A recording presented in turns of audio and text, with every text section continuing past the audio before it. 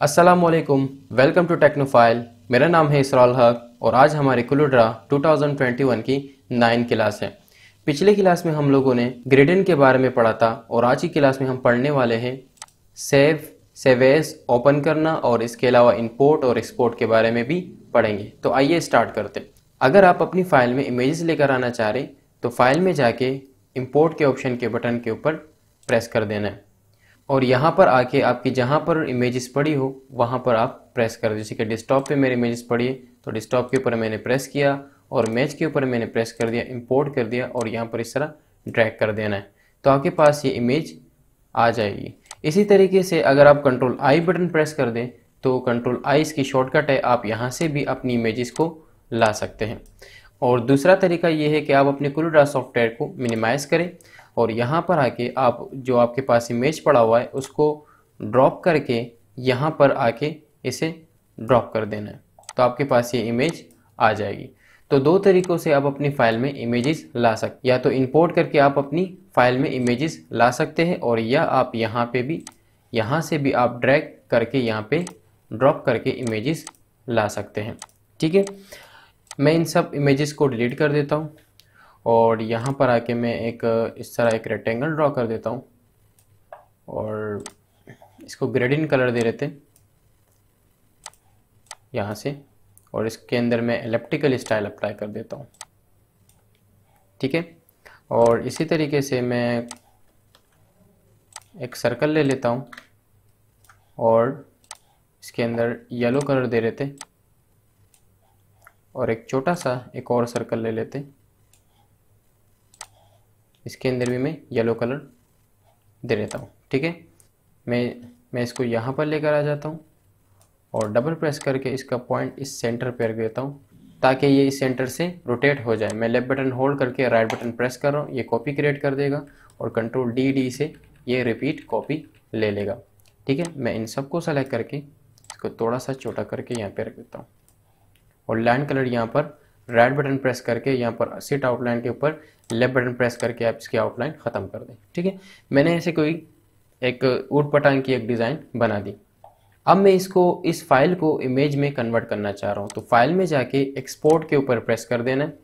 जैसे ही एक्सपोर्ट के बटन के ऊपर प्रेस करोगे तो यहाँ पर आपके पास सेव एज अ टाइप आ जाएगी।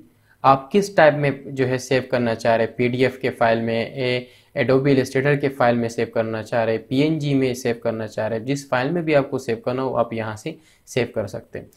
जैसे कि फॉर एग्जांपल मैं इसे इमेज बनाना चाहता हूँ तो जेपीजी में सेव करना चाहता हूँ। अब यहाँ पर अगर आप देखें तो आपके पास है फाइल नेम, आप फाइल का जो नाम रखना चाह रहे हैं आप यहाँ से रख सकते हैं। जैसे कि मैं अपने फाइल का नाम रख रहा हूँ लोगो। और सेव कहाँ करना है आपको, जैसे कि मैं डेस्कटॉप पे सेव करना चाह रहा हूँ तो मैंने डेस्कटॉप के ऊपर बटन के ऊपर मैंने प्रेस कर देना है और एक्सपोर्ट के बटन के ऊपर प्रेस कर देना है। जैसे ही प्रेस कर दोगे तो आपके पास मज़ीद एक्सपोर्ट के और ऑप्शन भी आ जाएंगे। यहाँ पर इन सारे ऑप्शन को छेड़ना नहीं है, इनको बिल्टन छोड़ देना है और ओके बटन के ऊपर प्रेस कर देना है। अब मैं इसको मिनिमाइज़ कर देता हूँ तो अगर आप यहाँ पर देखें तो आपके पास ये इमेज बन चुकी है। ठीक है, आप राइट बटन प्रेस करके इसकी प्रॉपर्टी में जाएं और इसकी प्रॉपर्टी चेक करें तो यहाँ पर आपके पास लिखा होगा .jpg, मतलब मीन्स कि ये जेपीजी की फाइल में सेव हो चुका है, इससे तस्वीर बन चुकी है। ठीक है, इसे मैं अपनी फाइल में वापस जा रहा हूँ। मैं यहाँ पर इस ऑब्जेक्ट को सेलेक्ट कर देता हूँ और यहाँ से कंट्रोल जी से ग्रुप कर देता हूँ और इसको मैं छोटा करके साइड में रख देता हूँ और एक और कॉपी ले लेते हैं। यहाँ से मैंने दोबारा सेलेक्ट किया और एक कॉपी ले ली, इसको मैं रेड कलर दे देता हूँ।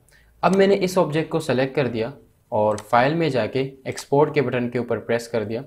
अब एक्सपोर्ट के बटन में एक और ऑप्शन है आपके पास, selected only. Selected only say क्या मुराद है? सेलेक्टेड ओनली से मुराद ये है कि जो ऑब्जेक्ट सेलेक्ट होगा उसको ही एक्सपोर्ट करना है, बाकी जो आपके पास ऑब्जेक्ट मौजूद है वो एक्सपोर्ट नहीं होगा।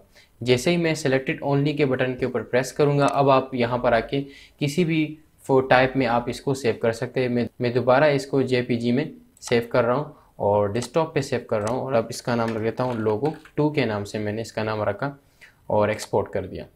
अगर आप यहाँ पर देखें तो आपके पास सिर्फ एक ही ऑब्जेक्ट सेलेक्ट आ रहा है, क्योंकि मैंने इसको सेलेक्ट किया था तो यही आपके पास जेपीजी की फाइल में सेव होगी और बाकी इस सेटिंग को छेड़ने की ज़रूरत नहीं है। ओके बटन के ऊपर प्रेस कर देना है और इसको मिनिमाइज़ कर देते। अब अगर आप देखें तो आपके पास जो सिलेक्टेड ऑब्जेक्ट था उसी का ही आपके पास इमेज यहाँ पर बन चुका है। इसी तरीके से मैं वापस जा रहा हूँ और अगर मैं एक ऑब्जेक्ट को सेलेक्ट कर दूँ, जैसे कि मैं इस येलो को सेलेक्ट कर रहा हूँ और मैं चाहता हूँ कि ये पीएनजी इमेज में सेव हो जाए, मीन्स कि आपके पास बैकग्राउंड कलर ट्रांसपेरेंट होगा। तो मैं इसको डिलीट कर देता हूँ और यहाँ पर आके फाइल में जाके एक्सपोर्ट के बटन के ऊपर प्रेस कर देना है और टाइप में जाके पीएनजी के ऊपर प्रेस कर देना है और मैं इसको डेस्कटॉप पे सेव कर देता हूँ और लोगो पीएनजी के नाम से मैं इसको सेव कर देता हूँ, एक्सपोर्ट कर देता हूँ और ओके बटन के ऊपर प्रेस कर देता हूँ। अब अगर आप देखें तो आपके पास ये देखें, इसमें आपके पास बैकग्राउंड आ रहा है पीछे, लेकिन इसमें आपके पास बैकग्राउंड नहीं आ रहा क्योंकि ये ट्रांसपेरेंट है। ठीक है, मैं वापस अपनी फाइल में जा रहा हूँ और इन दोनों को डिलीट कर देता हूँ और फाइल में जाके इंपोर्ट के बटन के ऊपर प्रेस कर देता हूँ और डेस्कटॉप पे जाके अब अगर आप यहाँ पर देखें तो लोगो पीएनजी के नाम से आपके पास इमेज जो है जेपीजी में सेव है। इसको मैं यहाँ पर आके इंपोर्ट कर देता हूँ। यहाँ पर आके मैं एक रेक्टेंगल ड्रॉ कर देता हूँ, इसको मैं देता हूँ पिंक कलर। ठीक है, और इसको कर देते हैं कंट्रोल पे डाउन।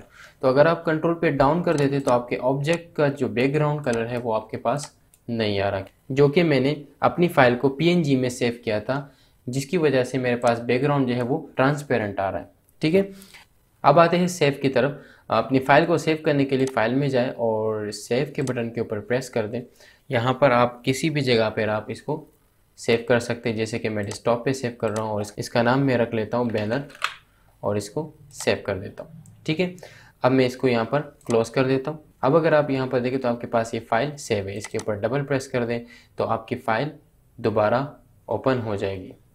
ठीक है, फाइल के अंदर एक और ऑप्शन है सेव एज। सेव एज से आप क्या कर सकते हैं, जैसे कि फॉर एग्जांपल मैंने यहाँ पर एक और रेक्टेंगल इस तरह ड्रॉ कर दिया और इसको मैं ब्लैक कलर दे देता हूँ। मैं चाहता हूँ कि मैं ये फाइल जो है ये बैनर के नाम से सेव है, मैं चाहता हूँ कि इस फाइल को मैं बैनर 2 के नाम से मैं सेव कर दूँ, मीन्स कि मैं अपने नाम को अपडेट करना चाहता हूँ। तो फाइल में जाके सेव एज के बटन के ऊपर प्रेस कर देना है और डेस्कटॉप पे आपको सेव करना हो या जहाँ पर आपको सेव करना हो वहाँ पर जाके यहाँ पर अपने नाम को, जैसे कि मैं इसका नाम रख लेता हूँ बैनर 2 और यहाँ पर सेव के बटन के ऊपर प्रेस कर दूंगा। अब मैं इसको यहाँ पर क्रॉस निशान के ऊपर प्रेस कर दूं तो यहाँ अब आपके पास दूसरे नाम से भी यहाँ पर आपके पास सेव है।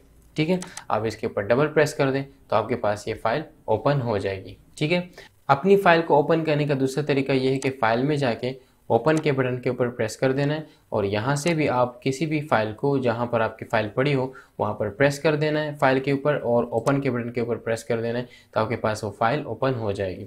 तो मेरे पास बैनर 2 यहाँ पर है और बैनर 1 यहाँ पर। ठीक है, तो आप अपनी फाइलों को यहाँ से सेव कर सकते हैं, सेव एज कर सकते हैं, ओपन भी कर सकते हैं।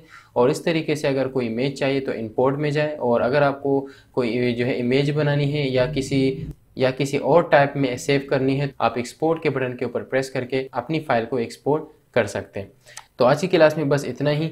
उम्मीद है कि आप लोगों की क्लास पसंद आई होगी। चैनल को सब्सक्राइब भी करें, बेल आइकन को ज़रूर दबाएं ताकि नए आने वाले वीडियोज़ की नोटिफिकेशन आपको मिल सके। अपना ख्याल रखिएगा। अल्लाह हाफ़िज़।